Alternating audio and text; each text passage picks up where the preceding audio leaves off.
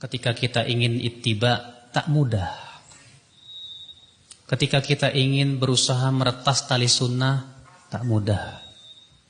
Dahulu saja Al-Imam Asy-Syatibi, beliau bercerita dalam kitab beliau Al-I'tisam di muqaddimah kitabnya, menceritakan tentang dirinya beliau, pengalaman beliau.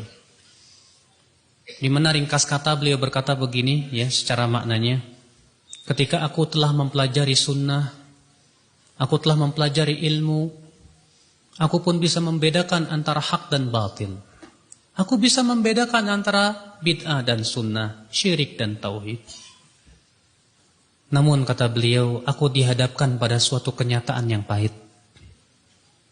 Ternyata orang-orang masyarakat yang ada yang di sekitarku, rata-rata mereka melakukan perkara yang menyelisih sunnah.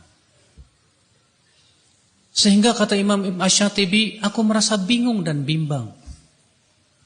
Antara aku mengikuti adat istiadat manusia, akibatnya Allah murka kepada saya.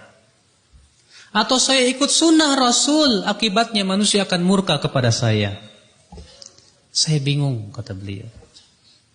Namun saya berpikir, kalau Allah ridho kepada saya, Allah pasti cukupi saya.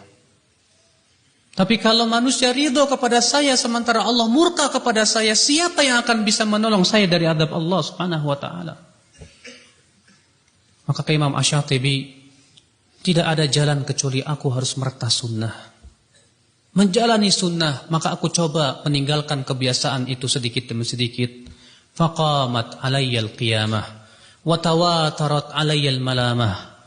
Tegak hari kiamat kepada saya. Cercaan bertubi-tubi menghampiri diri saya. Saya disebut begini, dituduh begini, subhanallah.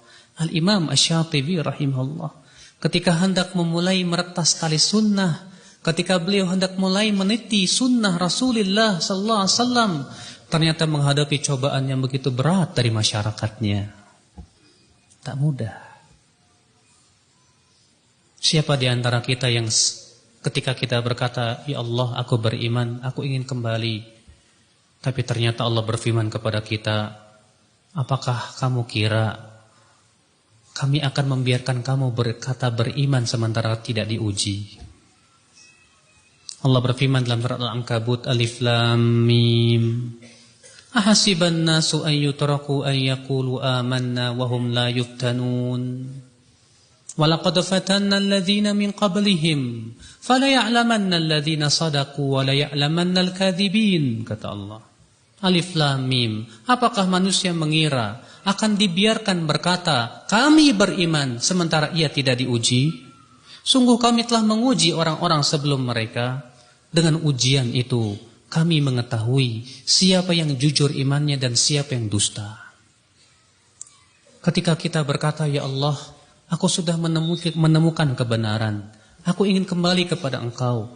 Aku ingin taubat kepada Engkau. Aku beriman kepada Engkau. Ternyata sekonyong-konyong ujian menerpa kita. Allah ingin tahu sebatas amanah kejujuran kita dalam ittiba.